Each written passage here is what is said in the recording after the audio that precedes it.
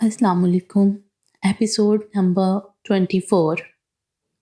कब्रिस्तान से कुछ दूर एहसान अलवी की तबीयत ख़राब हो गई थी। जवान औलाद को अपने हाथों मनो मिट्टी तले दफनाना हर किस पे आसान नहीं होता। इंसान चाहता है कि औलाद के साथ खुद भी जा सोए। कामरान और शफीक एहसान को हॉस्पिटल ले गए थे। कबीर की तदफीन पर खतीब का बस न चल रहा था कि खुद भी कब्र में उतर जाता। उफ़क ने बहुत मुश्किल से इसे संभाला था। तुम जरार के बेटे हो? रास्ते में कब्रिस्तान से निकलते किसी ने इन्हें रोका था। जी, जवाब उफ़क ने दिया था। ओह मेरे खुदा, तुम तो बिल्कुल जरार जैसे हो। वही आंखें, वही नैन नक्श। वलीद बेसाख्ता हैरान और खुश होता इसके गले लगा था। आप? खतीब ने जहन पर जोर डाला था।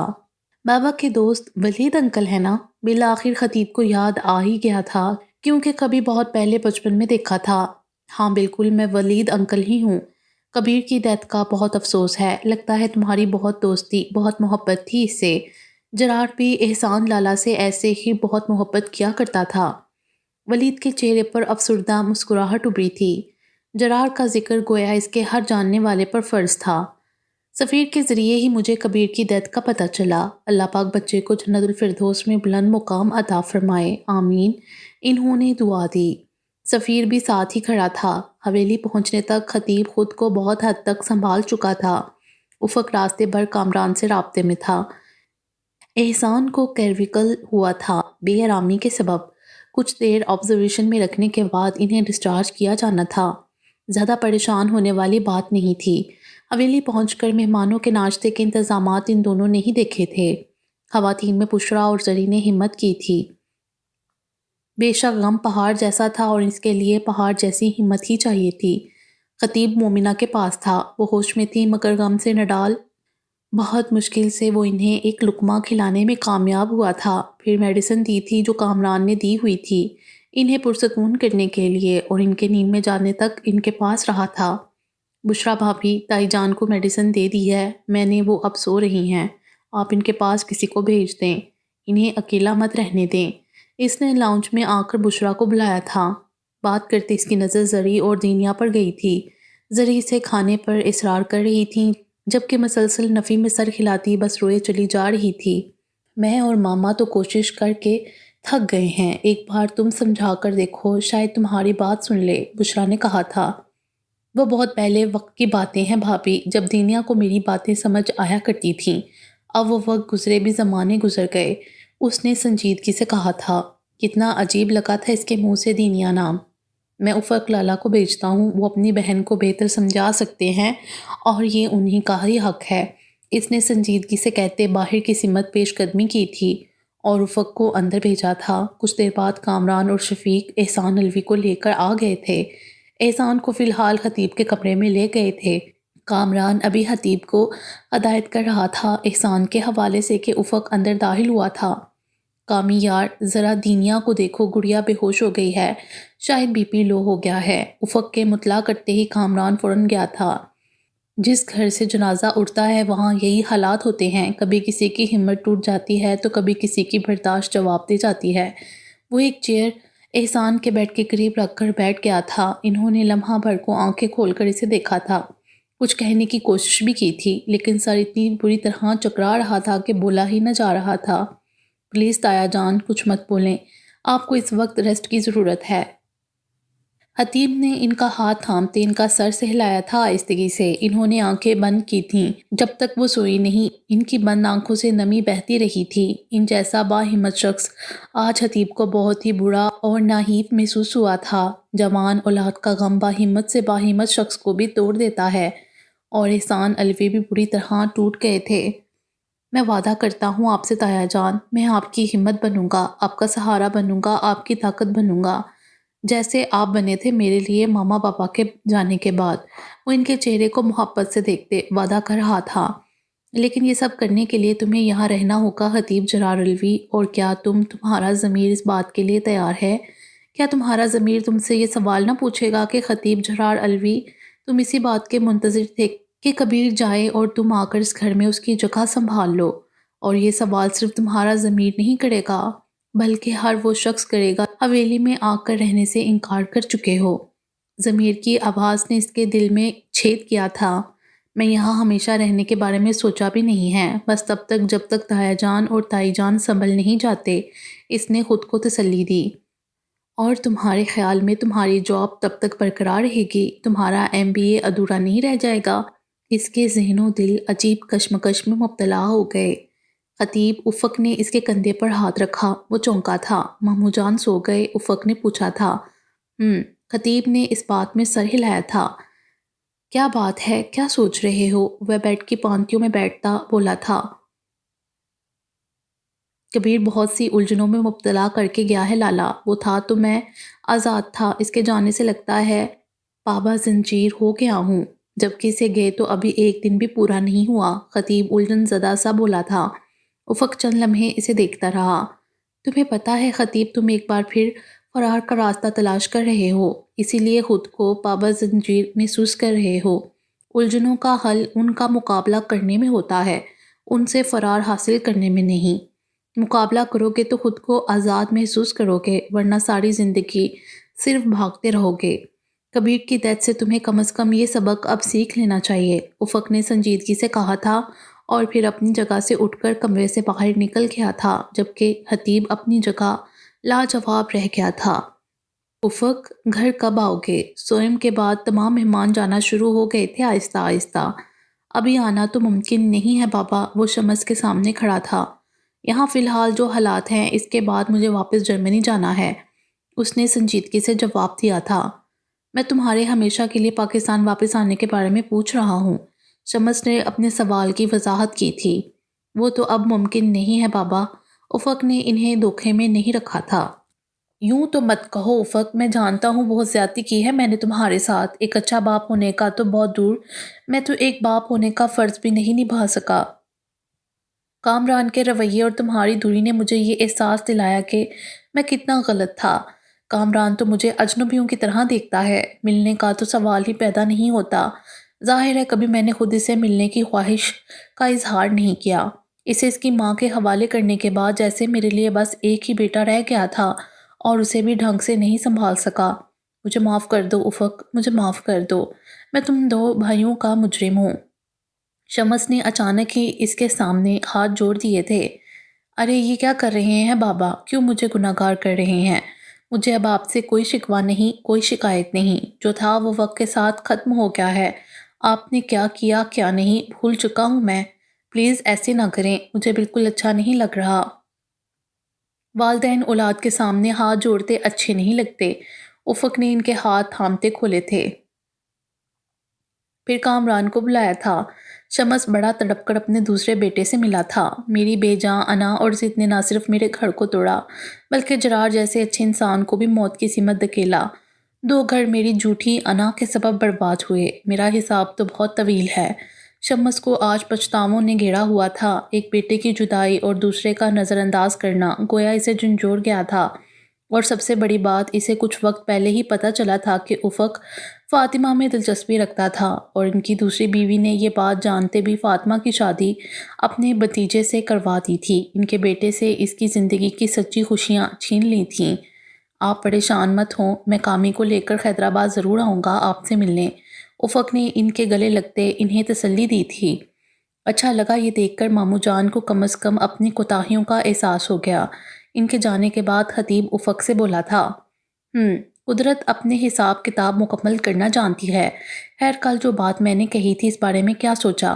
ایک بار پھر سے فرار کا راستہ اختیار کرو گے؟ وہ دونوں بڑے دروازے کے پاس کھڑے آپس میں باتیں کر رہے تھے، اور جانے والے مہمانوں سے بھی مل رہے تھے۔ خطیب نے گہرا سانس لیتے نفی میں سر ہلایا تھا۔ میں نے اب تک تقدیر کو تدبیر سے سنوارنے کی کوشش کی ہے لالا، لیکن ہمیشہ ہر معاملے میں تقدیر کو اپنی تدبیر خود کرتے پایا ہے۔ بابا کہا کرتے تھے انسان وقت کا غلام ہے، خواہشوں کا نہیں۔ سب خواہشیں خسرتیں بن جاتی ہیں جب وقت اپنا داؤ چلتا ہے۔ صحیح کہا کرتے تھے۔ میں نے وقت کے دائرے سے باہر جانے کی کوشش کی، لیکن ہر بار ناکام ہوا۔ اب میں وقت کے مدار میں رہ کر تقدیر کو اپنی تدبیر خود کرنے دینا چاہتا ہوں لالا۔ کبیر کو کھو دیا ہے، اب مزید کوئی نقصان برداشت نہیں کر پاؤں گا، اس نے سنجیدگی سے جواب دیا تو افق نے حوصلہ افزا مسکراہٹ کے ساتھ خطیب کا شانہ تھپتھپایا تھا۔ یہ آپ کیا کہہ رہی ہیں ماما؟ زری کی بات پر بشرا حیرت و صدمے کے ملے جلے تاثرات کے ساتھ بولی تھی۔ کبیر نے دینیا کو اس سے جملہ بھی مکمل نہ ہو سکا تھا۔ کبیر کو گئے 1 ہفتہ ہو چکا تھا، مہمانوں سے حویلی خالی ہو چکی تھی، اب تو صرف ملنے جلنے والے آ جا رہے تھے۔ تم یہ بات دینیا کو بتاؤ گی؟ مجھ میں ہمت نہیں ہے بشرا، انہوں نے آنسوؤں کے درمیان کہا تو بشرا نے ان کے آنسو صاف کرتے انہیں تسلی دی تھی۔ بشرا، میں اور لالا کچھ دیر تک نکل رہے ہیں حیدرآباد کے لیے، دیر سے واپسی۔ کیا ہوا ماما، آپ رو کیوں رہی ہیں؟ کامران بولتا ہوا آیا تھا کچن میں کہ زری پر نظر پڑی تو بے ساختہ ان کی طرف متوجہ ہوا۔ کچھ نہیں، بس وہ، بشرا نے اسے پوری بات بتائی تھی۔ کامران نے لب بھینچتے اس بات میں سر ہلایا تھا۔ خیر، میں کہہ رہا تھا ہمیں واپس آنے میں دیر ہو جائے گی۔ کامران نے اپنی بات کا سلسلہ وہیں سے جوڑا تھا۔ ٹھیک ہے، بشرا نے کہا تھا۔ بھابھی، آپ کی والدہ اور بڑی بہن آئی ہیں، میں نے باہر لاؤنج میں بٹھایا ہے، ملازمہ نے آ کر اطلاع دی تھی۔ ماما چلیں، بشرا نے زری کو مخاطب کیا تھا۔ ہاں تم چلو، میں آتی ہوں، انہوں نے کہا تھا۔ بشرا سر ہلاتی چلی گئی تھی۔ پہلی بار جا رہے ہو اپنے بابا کے گھر، سب سے اچھے طریقے سے ملنا، کوئی اگر کچھ کہے تو نظر انداز کرنا، اپنے بھائی کو دیکھنا، وہ تمہیں پورے مان اور عزت کے ساتھ لے کر جا رہا ہے۔ تم سمجھ رہے ہو نا میں کیا کہہ رہی ہوں؟ زری نے بیٹے کو سمجھایا تھا۔ اس نے اس بات میں سر ہلایا تھا۔ چلو بشرا کے گھر والوں سے ملیں، وہ اپنی جگہ سے اٹھتے ہوئے بولی تھیں۔ بشرا، کامران کہاں ہے؟ سیڑھیاں اتر کر لاؤنج میں داخل ہوتے افق نے بشرا سے دریافت کیا تھا۔ وہ کچن میں ہے ماما کے پاس۔ لالا، ان سے ملیں، یہ میری والدہ ہیں اور یہ میری بڑی سسٹر عافیہ۔ اور ماما، یہ کامران کے بڑے بھائی ہیں افق، جرمنی میں ہوتے ہیں۔ بشرا نے رسمی تعارف کروایا تھا۔ افق نے سلام کرتے ان کا حال احوال دریافت کیا تھا۔ تب تک زری اور کامران بھی وہاں آ گئے تھے۔ عافیہ کہہ رہی تھی بار بار دینیا سے ملنے کا، آپ کو پتہ ہے رج سے کتنا گھبراتی ہے، پہلے آئی نہیں تھی تو میں نے کہا چلو لے چلتی ہوں۔ بشرا کی والدہ سادگی سے زری کو بتا رہی تھی سلام دعا کے بعد۔ افق نے موبائل سے نظر ہٹا کر لمحہ بھر کو اس لڑکی کو دیکھا تھا۔ بشرا کے مقابلے میں وہ کافی سادہ مزاج اور کچھ کنفیوز لگ رہی تھی، بار بار دوپٹہ درست کرتی، کبھی انگلیاں مسلتی۔ افق نے دوبارہ نظریں موبائل پر جمائی تھیں، ساتھ ہی گھڑی کو بھی دیکھا۔ انہیں دیر ہو رہی تھی اور تبھی اس کی نظر بشرا کے ساتھ اوپر جاتی عافیہ پر گئی تھی۔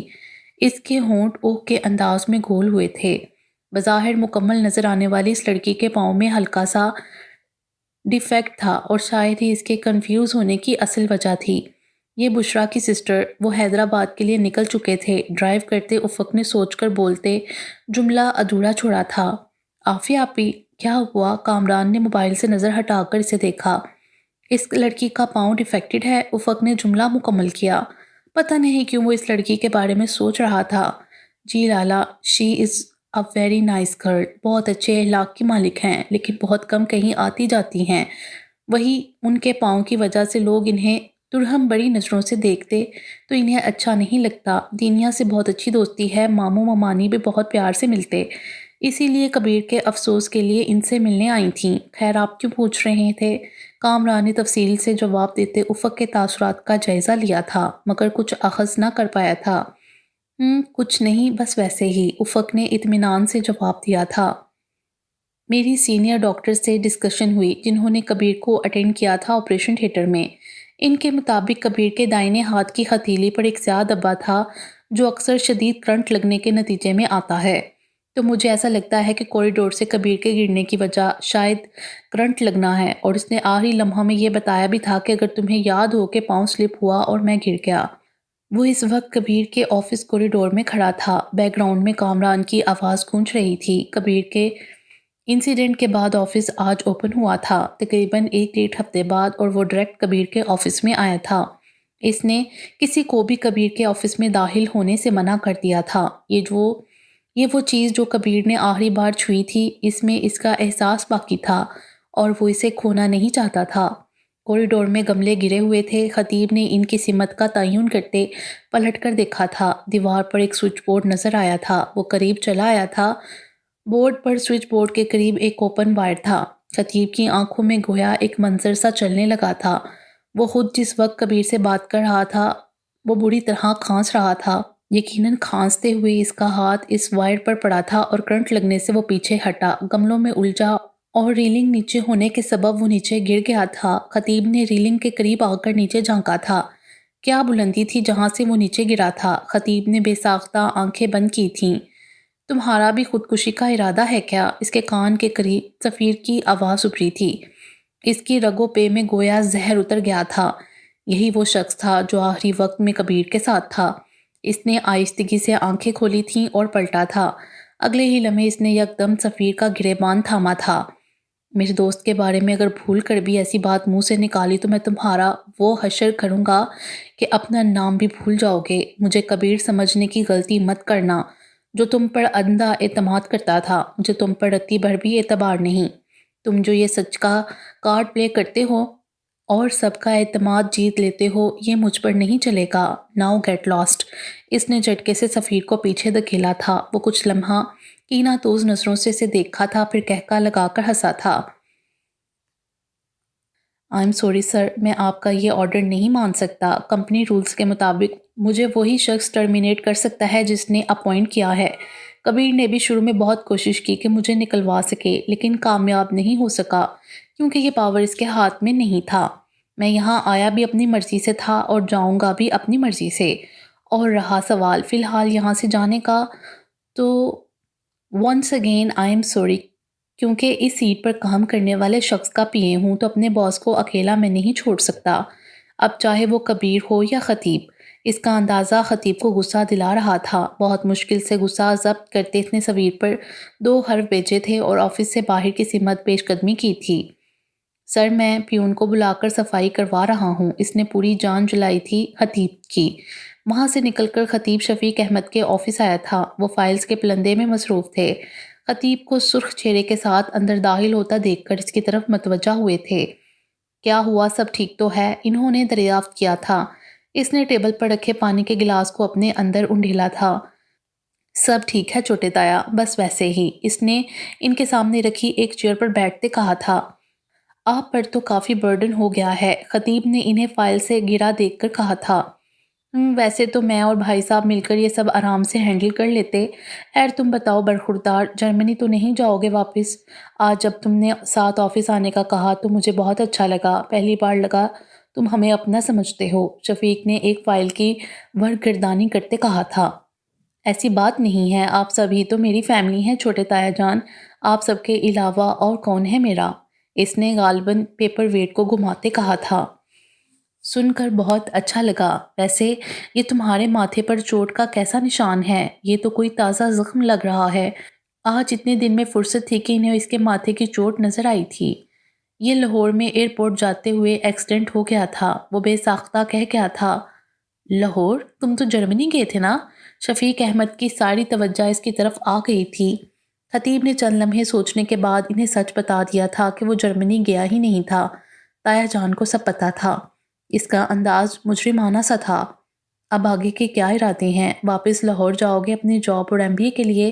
انہوں نے پوچھا تھا۔ سمجھ نہیں آ رہا کیا کروں، تایا جان اور تائی جان کی جو حالت ہے اس کے پیش نظر میرا دل نہیں کر رہا واپس جانے کا، لیکن اپنے کیریئر کے حوالے سے میں نے جب بھی کوئی فیصلہ کیا تایا جان نے اسے ہمیشہ سپورٹ کیا۔ وہ مجھ سے اتنی محبت کرتے ہیں کہ انہوں نے مجھے کبھی انکار نہیں کیا، مگر میں آج ایک سینئر ایڈوائس چاہتا ہوں۔ تایا جان سے کہوں گا کہ میری خواہش کو اولویت دیں گے، آپ بتائیں مجھے کیا کرنا چاہیے؟ اس نے مشورہ مانگا تھا۔ دیکھو خطیب، میں سمجھتا ہوں کہ ایک انسان جو اپنی صلاحیتوں کو، اپنے زور بازو کو اگر آزمانا چاہتا ہے تو پھر اسے صرف ایک گراؤنڈ درکار ہوتا، ایک پلیٹ فارم چاہیے ہوتا ہے۔ پھر اس میں یہ بات معنی نہیں رکھتی کہ وہ پلیٹ فارم کون مہیا کر رہا ہے۔ تمہیں مطلب ہونا چاہیے اپنی صلاحیتیں آزما کر ترقی کی منازل طے کرنے سے۔ تمہیں پتہ ہے جب میں باہر سے بزنس کی ڈگری لے کر آیا تھا تو میری بڑی خواہش تھی جاب کرنے کی، کچھ عرصے سے کی۔ پھر احسان لالا نے مجھے اسی طرح سمجھایا کہ جو 4 چاند تم کسی اور کے بزنس کو لگانا چاہتے ہو وہ اپنے بزنس کو لگاؤ، اسے ترقی دو، اس سے ہماری آنے والی نسلوں کا مستقبل ہی محفوظ ہوگا۔ آئی سمجھ؟ انہوں نے بہت اچھے طریقے سے اسے سمجھایا تھا اور اسے واقعی ان کی بات سمجھ بھی آئی تھی۔ فیصلہ ہو گیا تھا، وہ فیصلہ جو تقدیر نے تدبیر سے کیا تھا، اور خطیب نے پہلی بار تقدیر کے فیصلے کو تسلیم کیا تھا اپنی تقدیر کرنے کی بجائے۔ یہ آپ کیا کہہ رہی ہیں بابی؟ بشرا کی بات جیسے اسے سمجھ نہیں آئی تھی۔ آنکھوں سے آنسو ٹپ ٹپ اس فائل پر گرے جو بشرا نے اسے تھمائی تھی۔ لیکن کیوں؟ بشرا کے خاموش رہنے پر اس نے دوبارہ پوچھا۔ یہ ہم میں سے کوئی نہیں جانتا۔ اپنی ڈیتھ سے پہلے اس نے یہ پیپر سائن کیے تھے، بشرا نے اسے بتایا تھا۔ وہ میرے ساتھ ایسا کیسے کر سکتا ہے بابی؟ آخر کیوں میرے ساتھ ہی کیوں؟ وہ اب بری طرح رو رہی تھی۔ فائل اس کے ہاتھ سے چھوٹ کر گر چکی تھی۔ بشرا بس اس کے بال سہلاتی اسے تسلی دے رہی تھی۔ وہ پچھلے 15 دن سے اپنے کمرے میں ہی بند تھی۔ سوئم کے بعد سے وہ 1 منٹ کے لیے بھی اپنے کمرے سے باہر نہیں نکلی تھی۔ کچھ لمحوں بعد اس نے اپنے آنسو صاف کیے تھے۔ مجھے اکیلا چھوڑ دے بھابی، اس نے قطعیت سے کہا تھا۔ بشرا سر ہلا کر کمرے سے باہر آ گئی تھیں، جہاں کامران اور زری اس کے منتظر تھے۔ کیا ہوا بتا دیا؟ کامران نے پوچھا تھا۔ راہداری سے گزرتا خطیب لمحہ بھر کو رکا تھا ان تینوں کی بات پر۔ جی بتا تو دیا ہے، لیکن بہت رو رہی ہے۔ اس کا ایک ہی سوال ہے کہ آخر کبیر نے یہ سب کیوں کیا؟ بشرا نے افسوس سے کہا تھا۔ یہی تو سمجھ نہیں آ رہا، آخر اس نے ایسا کیوں کیا؟ زری بھی الجھی ہوئی تھیں۔ کامران نے ایک خاموش نظر ان دونوں پر ڈالی تھی اور دوسری راہداری کے اختتام پر کھڑے خطیب پر۔ ان دونوں نے بے ساختہ اس کی نظروں کے تعاقب میں دیکھا تھا، گویا کہ کامران کی نظروں میں کوئی الزام نہیں تھا، لیکن خطیب بے ساختہ نظریں چراتا سیڑھیاں اترتا چلا گیا تھا۔ افق کے کمرے میں پہنچ کر ہی اس نے ایک گہرا سانس لیا تھا۔ کیا ہوا؟ اپنی پیکنگ کرتے افق نے پلٹ کر اسے دیکھا تھا۔ آج رات اس کی فلائٹ تھی جرمنی کی۔ کچھ نہیں، ہو گئی پیکنگ؟ اس نے یوں ہی ان کے سامان کو دیکھتے ہوئے پوچھا تھا۔ تقریباً۔ ویسے مجھے تمہارا فیصلہ اچھا لگا یہاں رکنے کا اور آفس جوائن کرنے کا، کیونکہ چھوٹے ماموں فی الحال یہ سب اکیلے کیسے سنبھالیں گے؟ بڑے ماموں جان کی فی الحال آفس جانے والی کنڈیشن نہیں، اور دینیا تو بس اپنے کمرے تک محدود ہو گئی ہے۔ افق نے اس کے فیصلے کو سراتے کہا تھا۔ لیکن مجھے لگتا ہے جیسے قائم نہیں رہ پاؤں گا اس فیصلے پر۔ کامران کی نگاہوں نے جیسے اس کی ہمت توڑ دی تھی۔ ایک بات کہوں خطیب، افق نے لمحہ بھر اس کا چہرہ دیکھنے کے بعد کہا تھا، تمہیں دینیا سے بات کرنی چاہیے، کیونکہ تمہارے اور اس کے دکھ کی قدر مشترک ہے۔ کبیر سے اس کا نکاح بعد میں ہوا تھا، وہ پہلے تم دونوں کا دوست تھا، تم دونوں نے ہی اپنا دوست کھویا ہے۔ صبر تو انسان کو آ ہی جاتا ہے، لیکن ایک دوست کی دی ہوئی تسلی جو تسکین اس کو پہنچائے گی، وہ زندگی میں آگے بڑھنے میں اسے مدد دے گی۔ افق نے اسے سمجھایا تھا۔ وہ بہت پرانی بات ہے لالا، جب میں دینیا کا دوست ہوا کرتا تھا میرے لفظ اسے تسکین پہنچا سکتے تھے، اب نہیں، کیونکہ اب دینیا کے دل ان کی نگاہوں میں میرے لیے ایک ہی تاثر ہے، اور وہ ہے بیزاری اور نفرت۔ اپنی بات کہنے کے بعد وہ کمرے سے باہر نکل گیا تھا۔ تمہیں کیسے بتاؤں تم کبیر والی غلطی دہرا رہے ہو خطیب، جو تم نے کبیر کے وقت میں کی تھی۔ اس نے بند دروازے کو دیکھتے سوچا تھا، پھر گہرا سانس لیتے دوبارہ سے پیکنگ کی طرف متوجہ ہوا تھا۔ آج شفیق احمد اور زری احسان اور مومنہ کو ناشتے کی ٹیبل تک لے آئے تھے۔ کبیر کی خالی کرسی سب کو سوگوار کر گئی تھی۔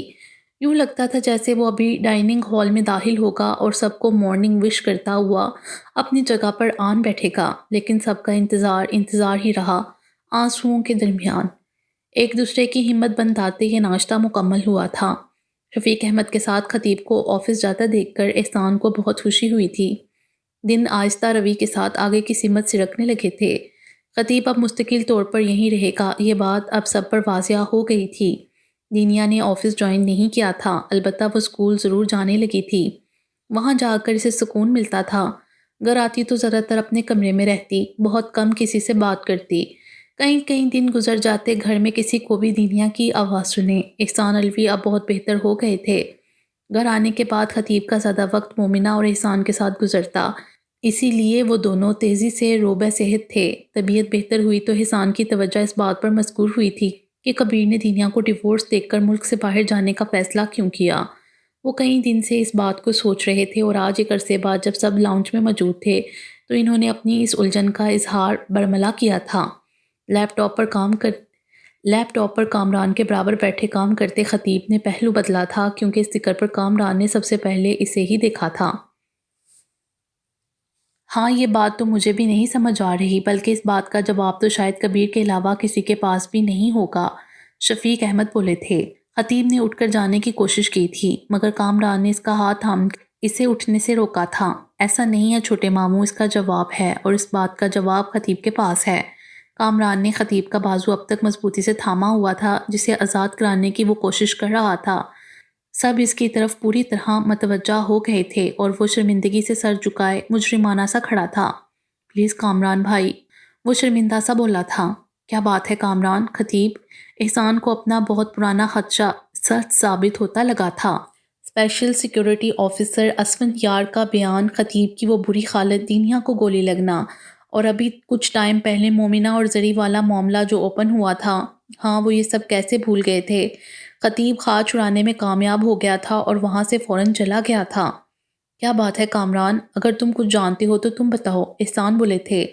آپ کو یاد ہے کبیر جب جرمنی سے آیا تھا تب وہ بہت اپسیٹ تھا، خطیب کی کالز اٹینڈ نہیں کر رہا تھا۔ آپ نے بھی اسے سمجھانے کی کوشش کی تھی، تب اس نے مجھ سے وہ بات شیئر کی تھی جو گھر میں شاید ہی کسی کو معلوم ہو۔ کامران کی آواز پورے لاؤنج میں بہت واضح سنائی دے رہی تھی۔ گھر کی تینوں خواتین کو پتہ چل گیا تھا کہ کامران کون سے راز سے پردہ اٹھانے جا رہا تھا۔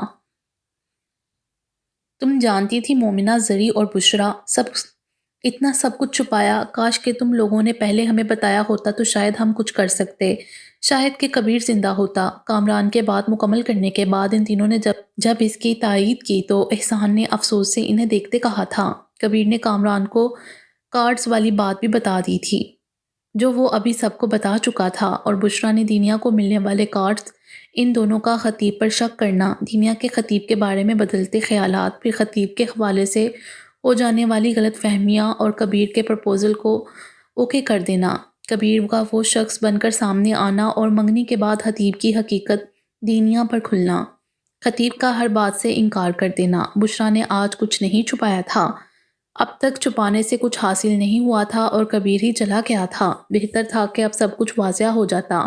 احسان نے تو اپنا سر تھام لیا تھا۔ کبیر نے اپنے آخری لمحات میں خطیب سے وعدہ لیا تھا، بڑے ماموں، دنیا کو خوش رکھنے کا وعدہ، جو اس بات کا واضح اشارہ تھا کہ وہ چاہتا ہے کہ خطیب اور دنیا کے راستے ایک ہو جائیں۔ کامران نے گویا تابوت میں آخری کیل ٹھوکی تھی۔ وہ اب اپنی بہن کو زندگی کی سچی خوشیاں دینا چاہتا تھا اور اس کے لیے ضروری تھا کہ ہر بات آج سب بڑوں پر واضح ہو جائے۔ باتیں چھپانے سے زندگی الجھ جاتی ہے خطیب، بتانے سے بھی الجھ جاتی ہے کبھی کبھی، جیسے بابا کی الجھ گئی تھی۔ اس کی بات پر نوجوان ہوتے وہ سوگوار سا مسکرائے تھے۔ اپنے تجربے اور تجزیے کا فرق ہے۔ تمہیں پتہ ہے مجھے لگتا ہے تم اور جرار ایک جیسے ہو، لیکن نہیں، فرق ہے۔ جرار ہماری مانتا تھا اور ہم تمہاری مانتے ہیں۔ وہ کہتے ہیں نا، اصل سے زیادہ سود پیارا ہوتا ہے۔ ان کا انداز برقرار تھا۔ جانتا ہوں، بابا سے زیادہ آپ مجھ سے محبت کرتے ہیں۔ وہ ان کی بات کا مطلب سمجھ گیا تھا۔ جرار کو تو میں خوش اور آباد نہیں دیکھ سکا، لیکن تمہیں اپنی زندگی میں ہی خوش اور آباد دیکھنا چاہتا ہوں خطیب، تاکہ سکون سے اپنی نیند سو سکوں۔ وہ دکھ سے بھولے تھے۔ پلیز تایا جان، ایسی باتیں مت کریں، اب کسی کو کھونے کی سکت نہیں ہے مجھ میں۔ وہ ان سے لپٹ گیا تھا۔ انہوں نے اپنا دائیں بازو اس کی کمر کے گرد حمائل کیا تھا۔ تو پھر مان جاؤ جو ہم تم سے کہہ رہے ہیں۔ کبیر کی آخری خواہش بھی یہی تھی۔ کیا تم چاہتے ہو مرنے کے بعد بھی اس کی روح بے قرار رہے؟ نہیں نا، تو بس پھر اپنے دل سے ہر شرمندگی نکال دو، یہ سوچ نکال دو کہ جو ہوا اس کا سبب تم تھے۔ نہیں، یہ سب ایسے ہی ہونا قرار پایا تھا میرے بچے۔ اب اپنی زندگی کو ایک درست سمت میں جانے دو، پرسکون رکھو خود کو۔ کچھ وقت بعد تمہیں احساس ہو جائے گا کہ ہم نے تمہارے لیے ایک درست فیصلہ لیا ہے۔ احسان آج اس مہم کو ہر حال میں سر کر لینا چاہتے تھے۔ روزانہ تو وہ کسی نہ کسی بہانے سے کترا کر گزر جاتا تھا، اور آج بالآخر فیصلہ ہو گیا تھا۔ آ جائیں۔ ٹھک ٹھک کی آواز پر اس نے ہاتھوں میں گرایا سر اٹھا کر دروازے کی سمت دیکھا تھا۔ دروازہ تھوڑا سا کھلا تھا اور کامران نے گردن اندر کر کے اسے دیکھا تھا جو بیڈ کی پانتیوں میں بیٹھا تھا۔ کامران کے ہونٹ بے ساختہ پھیلے تھے، جبکہ کامران کو خفگی سے دیکھتے خطیب نے اپنا سر دوبارہ ہاتھوں میں گرایا تھا۔ رہنے بھی دو یار، کب تک ناراض رہو گے آخر؟ دیکھو بھائی، میں پاکستان کا آزاد شہری ہوں اور میں نے اپنے فریڈم آف ایکسپریشن کا استعمال کیا تھا۔ کامران نے کندھے اچکاتے اطمینان سے کہتے اس کے برابر جگہ سنبھال لی تھی۔ خطیب نے ایک ٹھنڈی طنزیہ نظر اس پر ڈالی۔ بشرا بابی کے رہتے بھی آپ آزاد شہری ہیں؟ تو خیرت کمال است۔ طنز سے کہتے وہ اپنی جگہ سے اٹھا تھا اور ڈریسنگ کے سامنے کھڑے ہو کر بال بنانے لگا تھا۔ وہ شاید کہیں جا رہا تھا۔ کیا کہا یہ آخر میں؟ کامران کے سر پر سے گزرا تھا آخری جملہ۔ اسے فارسی زبان کہتے ہیں کامران بھائی، ادب سے تھوڑا شرف پیدا کریں۔ اس نے جھک کر ڈریسنگ کی دراز میں سے کچھ تلاش کرتے کچھ چیزیں ڈریسنگ پر رکھی تھیں۔ اچھا، تمہارا سالہ بننے کے لیے یہ کریکٹرسٹکس موجود ہونا ضروری ہیں؟ کامران نے پوری سنجیدگی سے کہا تو خطیب نے ہاتھ روک کر اسے گھورا تھا۔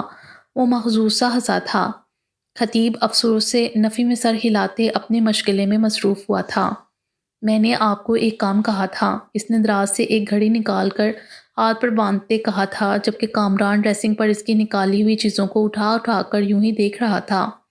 ہاں تقریباً، بشریٰ نے اپنی والدہ سے بات کر لی ہے، انہیں اس رشتے پر کوئی اعتراض نہیں ہے۔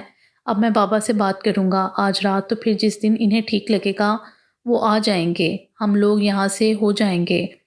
بشریٰ کی سسٹر کا رشتہ باقاعدہ لے جائیں گے افق لالہ کے لیے، اور اسی دن نکاح کی ڈیٹ فکس کریں گے۔ افق لالہ نے ویسے بھی سب کچھ بالکل سادگی سے کرنے کا کہا ہے۔ اس کے ہاتھ میں ایک چھوٹے سائز کی میڈیسن کی بوتل تھی۔ اب میں لالہ کے لیے بہت خوش ہوں، ایٹ لیسٹ انہیں اپنی زندگی کو دی پلان کیا۔ خطیب اب چیزیں دوبارہ دراز میں رکھ رہا تھا۔ تم بھی لالہ کو ایسے خوش ہونے کا موقع دے دو، بہت فکر مند رہتے ہیں تمہارے لیے۔ ویسے تمہیں پتہ ہے جاتے ہوئے لالہ مجھے تمہاری اور دینیا کے رشتے کا خفیہ مشن دے کر گئے تھے۔ خطیب نے اس بات پر سنجیدگی سے اسے دیکھا تھا۔ یار سچ کہہ رہا ہوں، ابھی گورنمنٹ نے ہنسنے پر ٹیکس نہیں لگایا، جس دن لگائے گی اس دن کہے گی کہ پے نہیں کر سکتے تو ہنسنا چھوڑ دو۔ اب وہ بوتل پر لگے لیبل کی طرف متوجہ ہوا تھا، جبکہ خطیب بے ساختہ ہنسا تھا۔ ثبوت دے رہے ہیں آپ کبیر کے کزن ہونے کا۔ خطیب نے اپنا والیٹ اور موبائل اٹھا کر پاکٹ میں رکھا تھا۔ ویسے اب آپ کو ڈاکٹری چھوڑ کر میرج بیورو کھول لینی چاہیے، وہ ہنستا ہوا کہتا باہر نکلا تھا۔ آج کبیر کا ذکر کرتے اس کی آنکھیں بھیگی نہیں تھیں۔ وقت نے زخموں پر کچھ تو مرہم رکھ ہی دیے تھے۔ لیبل پڑھتے کامران کے ماتھے پر فکر کا جال بن گیا تھا۔ اس نے بے ساختہ بند دروازے کی سمت دیکھا تھا، جبکہ راہداری سے گزر کر خطیب جب لاؤنج میں پہنچا تو لاؤنج میں اترتی سیڑھیوں پر اسے دینیا نظر آئی تھی۔ اس کے ہاتھ میں ایک فائل تھی جس پر لگے پیپرز اس وقت سیڑھیوں پر بکھرے تھے۔ موبائل کان اور کندھے کے درمیان دبائے وہ کسی سے بات کرتی پیپرز اٹھانے کی کوشش کر رہی تھی۔ خطیب اب تک اسے نظر انداز کرتا آ رہا تھا، اس لیے گھر میں رہتے ہوئے بھی ان کا سامنا نہیں ہوتا تھا، لیکن آج احسان کی باتوں کا کچھ تو اثر ہوا تھا کہ اس نے سیڑھیوں کی سمت پیش قدمی کی تھی اور جھک کر پیپرز اٹھانے لگا تھا۔ اس کی آمد پر دینیا نے بے ساختہ حیرت سے اسے دیکھا تھا لمحہ بھر کو۔ اوکے ثانیہ، میں بس پہنچ رہی ہوں 10 منٹ میں۔ اس نے بات ختم کر کے موبائل اپنے بیگ میں ڈالا تھا۔ خطیب نے پیپرز اس کی طرف بڑھائے تھے جنہیں تھام کر اس نے فائل میں لگایا تھا، اور سیڑھیاں اتر کر چلی گئی تھی۔ شکریہ کا ایک لفظ بھی نہیں کہا تھا، باقی اور بات کرنا تو دور کی بات تھی۔ ساری محنت صرف مجھے ہی سمجھانے پر کی جا رہی ہے کیا؟ اس نے سوچا تھا، پھر اپنی ہی سوچ پر ہنس پڑا تھا۔ ہیلو دینیا، کہاں غائب ہو گئی ہو؟ ملاقات ہی نہیں ہوتی، فون بھی مسلسل آف ہے۔ وہ گارڈن میں لگی ٹیبلز پر بیٹھے بچوں کو ڈرائنگ بکس میں کلر کروا رہی تھی۔ ظفیر کی آواز پر اس نے رخ موڑ کر دیکھا تھا اور مسکراتی ہوئی اٹھ کھڑی ہوئی تھی۔ السلام علیکم، کیسے ہیں آپ؟ اس نے دریافت کیا تھا۔ میں تو ٹھیک ہوں، لیکن تم کافی ویک لگ رہی ہو۔ اس نے یہ نظر طاہرانہ اس کا جائزہ لیا تھا۔ اچھا، ہو سکتا ہے۔ دینیا نے خود پر نظر ڈالی تھی۔ کہاں غائب ہو؟ آفس بھی نہیں آ رہی ہو، اور نمبر کیوں آف ہے؟ ظفیر نے دریافت کیا تھا۔ دینیا سے رابطہ نہ ہونے کی وجہ سے گویا اس کا سارا پلان ہی التواب میں پڑا تھا۔ بس آفس آنے کا دل نہیں کرتا، یہاں آ جاتی ہوں کبھی کبھار، اور میرے پہلے والا نمبر دراصل موبائل مسپلیس ہونے کی وجہ سے بند ہے۔ اب نیا موبائل نئی سم لی ہے کچھ دن پہلے، دینیا نے سادگی سے جواب دیا تھا۔ بہت ساری باتیں کرنی تھیں، بہت کچھ بتانا تھا تمہیں کبیر کے بارے میں، خطیب کے بارے میں۔ ظفیر نے اپنے لہجے کو پرسرار بنایا تھا۔ دینیا نے کچھ نہ سمجھنے والے انداز میں اسے دیکھا، مگر اس سے پہلے کہ وہ مزید کچھ کہتا پیون آیا تھا۔ میڈم، آپ کو لینے کے لیے آئے ہیں۔ پیون کی بات پر ظفیر بدمزہ ہوا تھا۔ اچھا میں آتی ہوں، اس نے پیون کو جواب دیا تھا۔ اچھا اپنا نمبر تو دو، میں فون پر تو رابطہ کر لوں۔ ظفیر نے بے چینی سے بیگ اور فائل اٹھاتی دینیا کو دیکھتے کہا تھا۔ دینیا نے چلتے چلتے اسے اپنا نمبر ٹائپ کروایا تھا اور باتیں کرتی پارکنگ کی سمت بڑھی تھی۔ مجھے پتا ہے یہ تمام سینز آپ دونوں تحریبی میاں بیوی کے تحریر شدہ ہیں، آپ کو کیا لگتا ہے مجھے سمجھ نہیں آ رہا؟ وہ خطیب تھا جسے کامران نے بہانے سے دینیا کو لینے بھیجا تھا۔ Very funny. دوسری طرف سے کامران نے کچھ کہا تھا۔ سامنے سے ساتھ آتے آتے سفیر اور دینیا کو دیکھ کر اس کی تیوری پر بال ابھرے تھے۔ کامران کو اللہ حافظ کہتے اس نے فون بند کیا تھا، جبکہ دینیا نے کچھ حیرت سے اسے دیکھا تھا۔ او سر خطیب، آپ نے شوفر کی ڈیوٹی کب سے سنبھال لی؟ خطیب کو دیکھتے اس نے بڑی دل جلانے والی مسکراہٹ کے ساتھ کہا تھا، جب سے تم نے پیون کی سنبھالی ہے۔ اسے برجستہ جواب دیتے دینیا کے لیے فرنٹ ڈور کھولا تھا۔ بیٹھو۔ عجیب سی درستی تھی اس کے لہجے میں۔ دینیا کو ان کے درمیان کچھ تناؤ محسوس ہوا تھا۔ اس کے بیٹھتے ہی خطیب نے دروازہ بند کیا تھا۔ دور رہو دینیا سے، اس نے سخت لہجے پینچتی آواز میں کہا تھا۔ خوبصورت لڑکیاں کمزوری ہیں میری، تمہیں تو پتہ ہے۔ اس کا انداز خطیب کو تیش دلا گیا تھا۔ اپنی حباست اپنے تک محدود رکھو ورنہ جان سے جاؤ گے۔ بامشکل غصہ ضبط کرتے کہا تھا، میں جان سے جاؤں گا اور تم جیل چلے جاؤ گے۔ اچھی اینڈنگ ہوگی تمہاری لو سٹوری کی، کبیر کی طرح۔ وہ کہاں ماننے والا تھا۔ خطیب غصہ ضبط کرتا ڈرائیونگ سیٹ پر بیٹھا تھا اور زور سے دروازہ بند کیا تھا۔ آئندہ مجھے اس شخص کے ساتھ نظر مت آنا، انگلی اٹھاتے دینیا کو وارننگ دی تھی۔ وہ تو ہکا بکا اس کا انداز ملاحت کرتی رہ گئی تھی۔ میں نے کبیر کو سمجھانے کی بہت کوشش کی تھی دینیا، بلیو می، لیکن اس پر تو دوست کی محبت کا بھوت سوار تھا۔ اس نے میری ایک نہیں سنی۔ پہلے خطیب نے تمہیں چھوڑ دیا کبیر کے لیے، پھر کبیر نے چھوڑ دیا خطیب کے لیے۔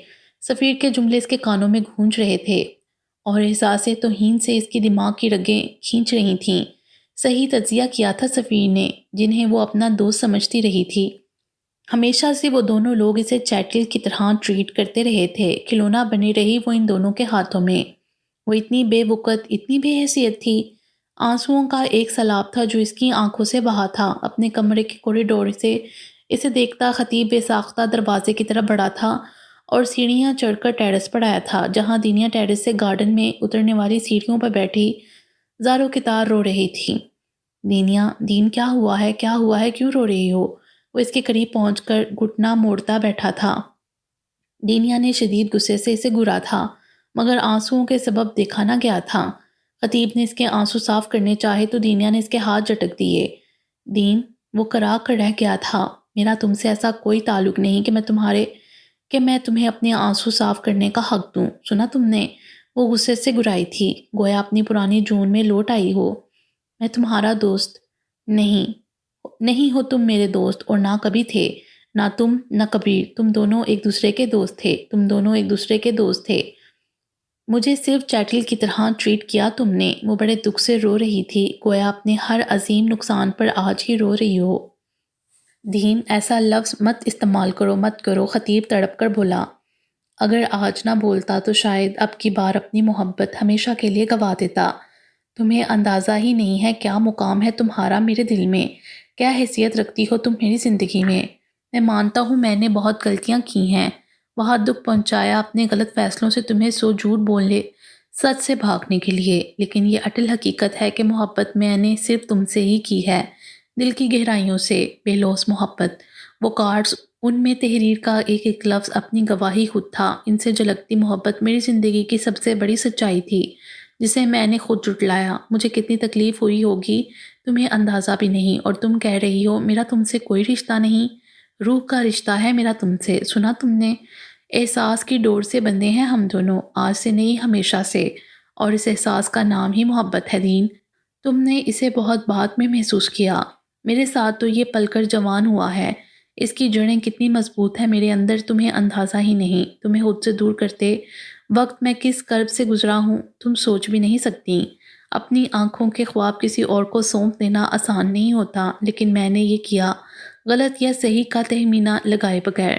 محبت پر اختیار نہیں تھا، وہ ہو گئی۔ رشتہ بنانے پر اختیار ہے، وہ وقت کے ساتھ ہی بنے گا۔ یہی کیا تھا نا میں نے تم سے، یہی نبھایا ہے، لیکن اتنا وقت لگے گا اور اتنے پرپیچ راستوں سے گزرنا پڑے گا، جانتا نہیں تھا میں۔ وہ ایک تسلسل سے کرار کرتا چلا گیا تھا، دینیا کو کندھوں سے تھامے۔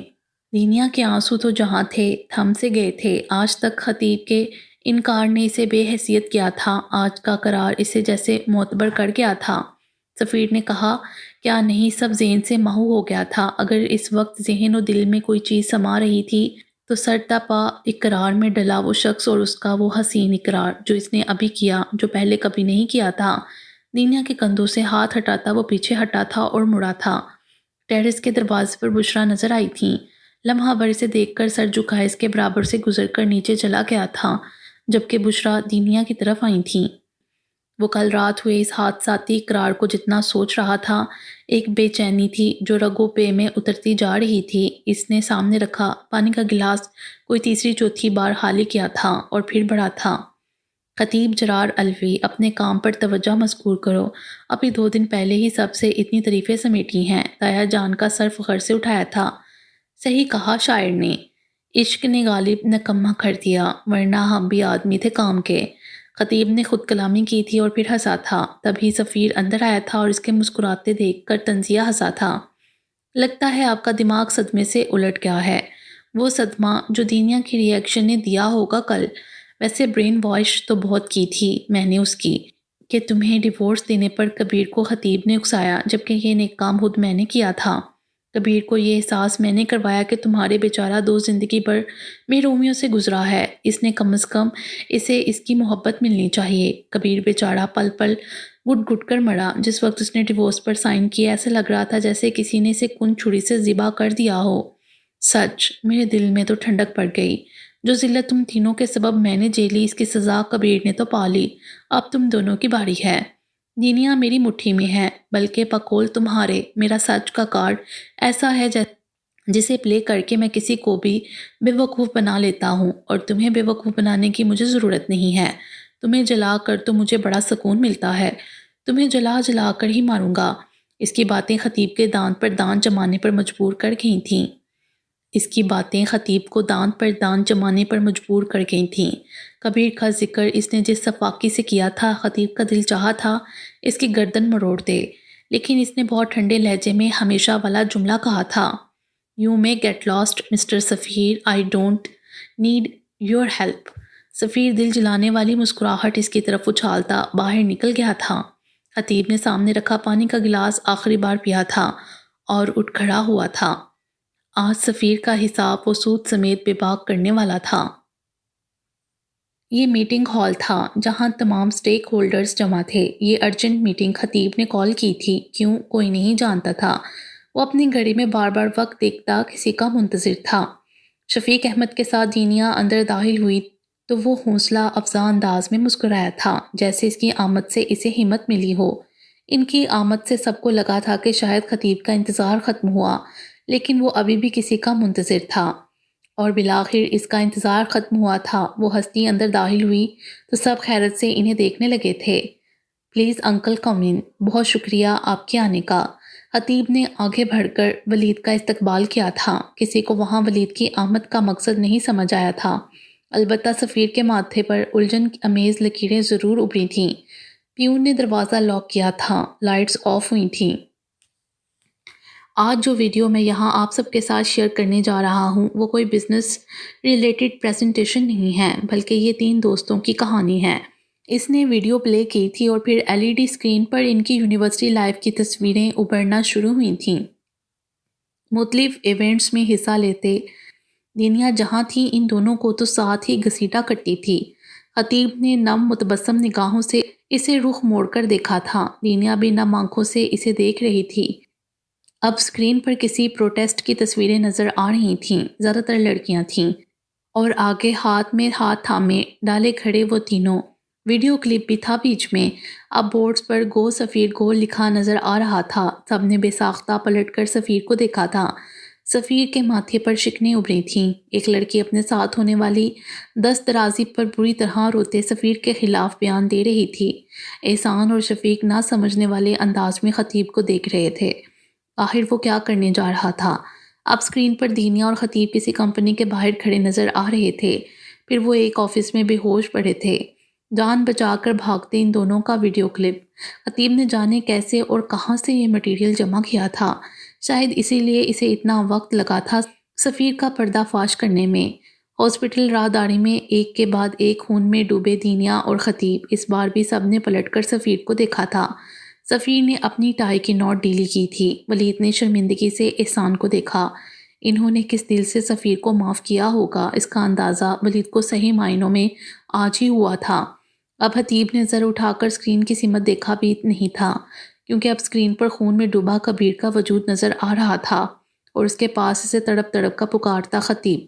آج بھی اس کی دائنی آنکھ کی پلک پر آنسو اٹکا تھا۔ دینیا نے اسے دیکھا تھا۔ اسکرین ایک دم بلیک ہوئی تھی، پھر واپس روشن ہوئی تھی، اور اب اسکرین پر سفیر کا چہرہ نظر آ رہا تھا۔ یہ کچھ دیر پہلے کا منظر تھا۔ سفیر کا کہا ہوا ایک ایک لفظ ریکارڈ تھا۔ سفیر کا سانس گویا حلق میں اٹک گیا تھا۔ اسے اندازہ نہیں تھا خطیب اس کا پردہ ایسے فوش کر دے گا۔ اسکرین ایک بار پھر تاریک ہوئی تھی اور اب لائٹس آن ہوئی تھیں۔ سناٹے میں ایک زوردار تھپڑ کی آواز گونجی تھی۔ سب ہڑبڑا کر متوجہ ہوئے تھے، البتہ خطیب کے چہرے پر بڑا سکون ابھرا تھا۔ اس نے بڑے مطمئن نظروں سے ولید اور سفیر کو دیکھا تھا، کیونکہ یہ تھپڑ ولید نے سفیر کو مارا تھا۔ میں سوچ بھی نہیں سکتا تھا تم اس قدر احسان فراموش ہو۔ جن لوگوں نے تمہیں جیل کے اندھیروں میں سے نکالا، ان کی ہی اولاد کو اتنا ذہنی ٹارچر کیا کہ اس نے اپنی بیوی کو چھوڑ دیا، زندگی کی بازی ہار گیا۔ غلط تھا میں جو تمہارے لیے زندگی کی بھیک مانگنے آیا۔ تمہیں تو اس جیل میں ہی مرنے کے لیے چھوڑ دینا چاہیے تھا۔ تم نے مجھے نظر اٹھانے کے لائق نہیں چھوڑا ہے، ولید غم و غصے سے بول رہا تھا۔ پھر احسان کے قریب آیا تھا اور ان کے سامنے ہاتھ جوڑ دیے۔ بولا ایک لفظ بھی نہیں کہ شرمندگی اس قدر تھی۔ پھر کسی کی طرف بھی دیکھے بغیر آفس سے ہی چلا گیا۔ چھوڑوں گا نہیں میں تمہیں خطیب، سفیر یکدم غصے سے بولتا اس کی طرف بڑھا تھا، مگر گارڈز نے اسے راستے میں ہی پکڑ لیا تھا۔ تمہارا ہمیشہ سے یہی وتیرہ رہا ہے سفیر، اپنی غلطی تسلیم نہ کرنے کا، پھر چاہے وہ یونیورسٹی میں کی جانے والی زیادتی ہو، قتل کرنے کی کوشش ہو، یا کسی کو مرنے پر مجبور کرنے کی سازش۔ اور ہاں، وہ دھمکی بھرے میسیجز بھی تو تمہارے کھاتے میں آتے ہیں۔ اگر میرا بس چلتا تو تمہیں زندہ زمین میں اتار دیتا، لیکن میں نے تمہارا حساب اللہ پر چھوڑ دیا ہے۔ کبیر کے ساتھ جو تم نے کیا، اس کا بدلہ اللہ ہی تم سے لے گا۔ خلیجی صاحب، اس کی طرف دیکھتے خطیب نے خلیجی صاحب کی طرف ہاتھ بڑھایا تھا۔ انہوں نے ایک اینولپ اس کے ہاتھ پر رکھا تھا جو اس نے سفیر کے منہ پر کھینچ مارا تھا۔ "Now get lost forever" ہاتھ سے دروازے کی طرف اشارہ کیا تھا۔ سفیر اسے گھورتا باہر نکل گیا تھا۔ خطیب، احسان کی پکار پر اس نے ان کی سمت دیکھا۔ وہ بازو وار کیے کھڑے تھے۔ وہ ان کے کھلے بازوؤں میں آ سمایا تھا۔ پھر ایک خیال آنے پر سر اٹھا کر ادھر ادھر دیکھا۔ دینیا اسے اپنی جگہ پر ہی بیٹھی نظر آئی تھی، اسی کی سمت دیکھتی ہوئی۔ اس کی آنکھیں آنسوؤں سے لبریز تھیں۔ احسان سے الگ ہوتا وہ اس کی سمت بڑھا تھا۔ احسان نے سب کو ہال سے باہر نکلنے کا اشارہ کیا اور خود بھی باہر نکل آئے۔ کبیر چلا گیا ہے خطیب، ہمیں چھوڑ کے، ہمارے پیرامڈ کو توڑ کے۔ وہ ہمارے ساتھ ایسا کیسے کر سکتا ہے؟ ہمیں تنہا کیسے کر سکتا ہے وہ؟ اسے کہو کہ واپس آ جائے۔ اسے کہو کہ ہم اسے بہت یاد کرتے ہیں۔ بہت بار اپنی انا کے ہول میں سمٹ کر ہم پتھر ہو گئے تھے، لیکن اب ہم موم ہو گئے ہیں۔ اسے کہو نا خطیب، اسے کہو۔ دینیا نے روتے ہوئے اپنا سر ٹیبل پر رکھا تھا۔ افق نے صحیح کہا تھا، ان کے دکھ کی قدر مشترک تھی اور ان کا ایک دوسرے سے بیان ہی ان کے درمیان پھیلے خاموشی کے صحرا کو سمیٹ سکتا تھا۔ کاش کہ وہ ہماری آوازیں سن سکتا دین، تو سب سے پہلے اسے تمہارے سامنے لا کھڑا کرتا، لیکن اب وہ ہماری آواز نہیں سن سکتا اور نہ ہمارے آنسو اسے واپس لا سکتے ہیں، البتہ اس کی روح کو بے قرار کر سکتے ہیں۔ اور کیا تم چاہتی ہو کہ کبیر کی روح بے چین ہو؟ اپنے آنسو ضبط کرتا اس کے بالوں کو سہلاتا وہ مدھم پرسوز آواز میں بول رہا تھا۔ دینیا نے سر اٹھا کر نفی میں گردن ہلائی تھی۔ تو پھر یہ آنسو پونچھ دو۔ ویسے بھی دنیا سے جاتے ہوئے وہ سب سے زیادہ تمہارے لیے فکر مند تھا، تم سے بہت شرمندہ تھا۔ اس نے مجھے کہا کہ تم سے کہوں کہ مجھے معاف کر دے۔ خطیب نے اس کے آنسو صاف کرتے کہا تھا۔ میں اسے تو بہت پہلے ہی اس بوجھ سے آزاد کر چکی ہوں خطیب، بھلا دوستوں کو بھی کوئی تکلیف پہنچایا کرتا ہے؟ دینیا نے نم لہجے میں کہا تھا۔ آج ہم عہد کرتے ہیں دین، اب جب بھی کبیر کا ذکر کریں گے ہم مسکرائیں گے۔ خطیب نے اپنا دائنا ہاتھ دینیا کے سامنے پھیلایا تھا۔ دینیا نے نم آنکھوں سے مسکراتے اپنا ہاتھ اس کے ہاتھ پر رکھ دیا تھا۔ خطیب بھی مسکرایا تھا۔ دینیا، تم کوئی بھی فیصلہ کرو، اس سے پہلے میں تمہیں ایک بات بتا دینا چاہتا ہوں۔ آج افق اور عافیہ کا نکاح تھا ٹیلی فونک۔ خطیب ریڈی ہو کر اپنے روم سے نکلا تھا۔ گھڑی پہنتا لاؤنج میں آیا تو کامران کی آواز کانوں سے ٹکرائی۔ وہ کس فیصلے کی بات کر رہا تھا یہ خطیب بخوبی سمجھ گیا تھا۔ کل رات احسان نے دینیا سے خطیب کے لیے بات کی تھی اور اس نے کچھ وقت مانگا تھا ان سے۔ یہاں تک تو اسے پتا تھا، لیکن اب کامران کون سی بات بتانے والا تھا؟ تم یہ میڈیسن دیکھ رہے ہو؟ کامران نے چھوٹی سی بوتل اس کی سمت بڑھائی تھی۔ خطیب نے بے ساختہ اپنا ماتھا چھوا تھا۔ یہ دونوں میاں بیوی کچھ زیادہ ہی ڈرامائی تھے۔ یہ خطیب کی میڈیسن ہے اور یہ ہارٹ پیشنٹ استعمال کرتے ہیں۔ کوئی بھی فیصلہ کرتے وقت یہ یاد رکھنا کہ خطیب الحمدللہ بالکل ٹھیک ٹھاک ہے، اسے کچھ نہیں ہوا ہے۔ یہ میڈیسن بہت پرانی ہے۔ جب میں جرمنی میں تھا وہاں کا ایٹماسفیئر مجھے سوٹ نہیں کر رہا تھا، ہارٹ بیٹ ریٹ کا پرابلم ہو گیا تھا، لیکن میڈیسن کے استعمال سے وہ سیٹ ہو گیا تھا۔ خطیب نے بوتل اس کے ہاتھ سے لیتے کامران کی بات کاٹی تھی۔ کیا یار خطیب؟ کامران نے اسے دیکھا تھا۔ کیا خطیب؟ دیکھیں کامران بھائی، اب جو فیصلہ ہوگا وہ سچ کی بنیاد پر ہوگا، جھوٹ کی نہیں، اور مجھے یقین ہے کہ فیصلہ مثبت ہوگا۔ ایم آئی رائٹ دین؟ اس نے مسکراتے ہوئے دینیا کو دیکھا تھا۔ اس نے مسکراتے ہوئے اس بات میں سر ہلایا تھا۔ او یعنی یہاں سب کچھ پہلے ہی طے ہے، میں خواہ مخواہ توانائیاں خرچ کر رہا ہوں، کامران مصنوعی خفگی سے بولا تھا۔ جی بالکل۔ وہ دونوں ایک ساتھ بولے تھے، پھر ہنس پڑے تھے۔ خطیب وہاں سے احسان اور مومنہ کے کمرے کی طرف آیا تھا۔ مومنہ ریڈی تھیں اور احسان کوریڈور میں کھڑے فون پر بات کر رہے تھے۔ بہت پیارے لگ رہے ہو ماشاءاللہ، اللہ پاک نظر بد سے بچائے۔ مومنہ نے نظر کی دعا پڑھ کر اس پر دم کرتے اس کے ماتھے کا بوسہ لیا تھا۔ ایک ہلکی نمی مومنہ کی آنکھوں کا مستقل حصہ بن گئی تھی۔ آپ بھی بہت پیاری لگ رہی ہیں۔ خطیب نے ان کے ہاتھوں کا بوسہ لیتے آنکھوں سے لگایا تھا۔ وہ محبت سے مسکرائی تھیں۔ ولید کی کال تھی، بتا رہا تھا کہ ایک روڈ ایکسیڈنٹ میں سفیر کی دونوں ٹانگیں ضائع ہو گئی ہیں۔ بہت رو رہا تھا، معافیاں مانگ رہا تھا۔ احسان نے افسوس سے بتایا تھا، کبیر کے ساتھ جو اس نے کیا اس کے لیے میں اسے کبھی معاف نہیں کر سکتا۔ چھوڑیں اس بات کو، چلیں، خطیب نے سنجیدگی سے کہا تھا۔ وہ تینوں ایک ساتھ باہر آئے تھے۔ روش پر کھڑی دو کاروں میں سے ایک میں شفیق، احسان، زری اور مومنہ تھے، جبکہ دوسری میں خطیب، دینیا، کامران اور بشریٰ تھے۔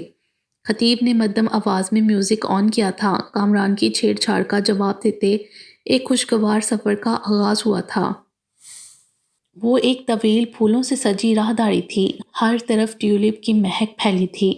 ہلکے پردے سمٹے ہوئے ستونوں کے ساتھ بندھے تھے۔ راہداری میں دونوں طرف گلاس کینڈلز رکھی تھیں جو جل رہی تھیں، برقی کمکمے ستونوں پر لپٹے تھے۔ مدھم موسیقی نے ماحول کو مزید خوابناک بنایا ہوا تھا۔ راہداری میں جگہ جگہ خوبصورت ہینڈ میڈ کارڈز لٹک رہے تھے جن پر کے اور ڈی کے سمبل بنے تھے۔ انہی کے درمیان جگہ جگہ دینیا کی خوبصورت تصویریں بھی نظر آ رہی تھیں، بچپن کی، یونیورسٹی کی، کسی تصویر میں آئس کریم کھاتے ہوئے، نو سٹاپ پر لگ جانے والی آئس کریم کو آنکھیں گول کر کے دیکھتے ہوئے، کہیں چھڑی اٹھاتے بھاگتے ہوئے، کہیں کتابوں کے ڈھیر پر سر رکھے سوتے ہوئے، کہیں چہرے پر ہاتھ رکھے کھلکھلا کر ہنستے ہوئے، اور بھی نہ جانے کتنی ہی۔ راہداری کے وسط میں کھڑا نیلی آنکھوں والا وہ لڑکا محبت سے اپنی محبت کو دیکھ رہا تھا، پینٹس کی جیبوں میں ہاتھ ڈالے دل فریبی سے مسکراتا ہوا، اور اس کی محبت ہاتھ اٹھائے خوشی سے گول گول گھومتی اپنی سچی خوشی سے دمکتے چہرے کے ساتھ سیدھا اس کے دل میں اتر رہی تھی۔ آج عصر کے بعد ان کا نکاح ہوا تھا۔ خطیب چلتا ہوا اس کے قریب آیا تو گول گول گھومتی دینیا تھم گئی۔ اس کی آنکھیں ہیروں کی چمک کو بھی مات دے رہی تھیں۔ خطیب نے اس کے چہرے پر اس کی آنکھوں میں ایسی چمک کبھی نہ دیکھی تھی۔ Will you be mine? خوبصورتی سے مسکراتے خطیب نے دریافت کیا تھا۔ یورز فار ایور، دینیا نے کھلکھلاتے ہوئے کہا تھا، پھر اپنا سر اس کے کندھے پر ٹکا دیا تھا۔ بہت جلد ان کا گرینڈ ریسیپشن دیا جانا تھا۔ کبیر، یہ کیسل تو آپ نے بالکل بھی اچھی نہیں بنائی، ویسے تو ہم ہار جائیں گے اور ماما جیت جائے گی۔ یہ ساحل سمندر کا منظر تھا۔ ریت پر دو لوگ نظر آ رہے تھے، ایک 4 سالہ بچہ جس کے سر پر پی کیپ تھی اور وہ پوری جان فشانی سے ریت پر کیسل بنانے کی کوشش کر رہا تھا، اس کے ساتھ ٹخنوں پر اوپر پینٹس فولڈ کیے، آنکھوں پر گلاسز لگائے، سر پر ویسے ہی پی کیپ جمائے جیسی 4 سالہ کبیر کے سر پر تھی۔ خطیب پاؤں موڑے بیٹھا تھا۔ پھر اس نے ایک چور نظر کچھ فاصلے پر ساریہ، کامران کی بیٹی کے ساتھ مل کر کیسل بناتی دینیا پر ڈالی تھی۔ پھر وہ کبیر کے کان کے پاس جھکا تھا۔ اس کی آنکھیں شرارت سے چمک اٹھی تھیں۔ دینیا جب پوری محنت اور ایمانداری سے ساریہ کے ساتھ مل کر کیسل بنا کر فارغ ہوئی تو کبیر کی کیسل نہ صرف مکمل ہو چکی تھی بلکہ بہت فنیشنگ سے بنی ہوئی نظر آ رہی تھی۔ اس نے مشکوک نظروں سے خطیب اور کبیر کو دیکھا جو ایک جیسی ڈریسنگ میں ملبوس، ایک ہی سٹائل میں خاصے بے نیاز سے کھڑے تھے۔ یہ کیا ہے؟ دینیا نے گھور کر ان دونوں کو دیکھا جن پر گیم میں بے ایمانی کرنا فرض تھا۔